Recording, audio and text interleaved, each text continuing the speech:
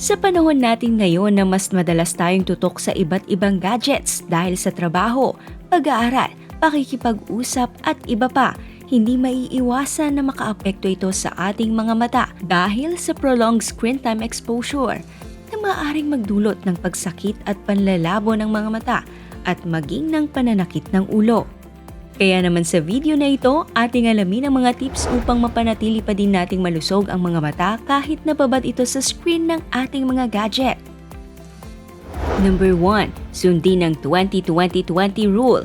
Ibig sabihin, sa bawat 20 minutes na pagtutok mo sa screen ng inyong gadget, magkakaroon ka ng 20 seconds na pahinga at tumingin sa kahit saan o kahit anong bagay na 20 feet ang layo sa iyo.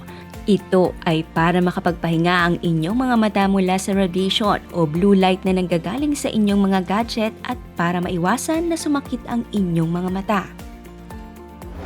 Number 2. I-adjust ang liwanag ng iyong screen time.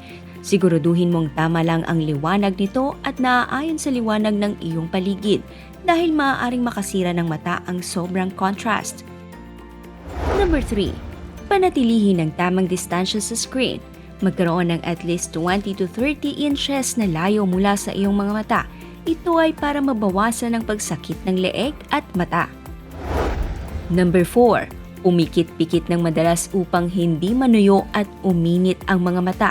Kapag masyado kasi tayong nakafocus sa ginagawa natin sa phone, ay madalas hindi tayo nakakakurap o pumipikit masyado. Number 5. Magsagawa ng mga simpleng ehersisyo sa mga mata, tulad ng pag-roll ng mga mata at ang pagtingin sa malapit at malayong bagay. Ito'y nakakatulong upang mas pagbutihin pa ang focus at upang palakasin din ang ating eye muscles. Gawin ito ng regular. Number 6. Panatilihin ding lubricated ang mga mata.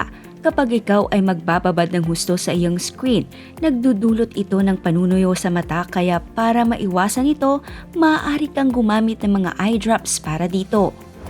Number 7. Gumamit ng eyeglasses na may anti-radiation upang maiwasan ang panlalabo at pananakit ng mata gawa ng liwanag na nakukuha natin sa ating mga gadget. Number 8. Magkaroon ng pahinga sa paggamit nito. Magbigay kahit 10 to 20 minutes na hindi paggamit o pagtutok sa screen. Libangin ang sarili sa ibang bagay o pumikit muna upang makapagpahinga din ang mata. Number 9. Importante na lagi tayong hydrated. Uminom palagi ng tubig upang maiwasan ang pagtuyo ng mata at pagsakit ng ulo. Number 10. Magkaroon din ng regular na check-up para sa ating mga mata upang makasiguro na walang mga problema sa ating paningin o hindi na lumala kung may problema man dahil sa mahabang exposure sa screen. Kaya naman kahit gaano tayo kabisi sa ating mga pinagkakaabalahan, palagi pa din nating isaalang-alang ang makakabuti sa ating kalusugan. Isa na dyan ang para sa ating mga mata. Kaya protektahan ang mga mata tuwing screen time upang mas mapanatili pa natin ang malusog at malinaw na paningin at makaiwas sa anumang komplikasyon na pwedeng maidulot ng sobrang pagbababad sa screens.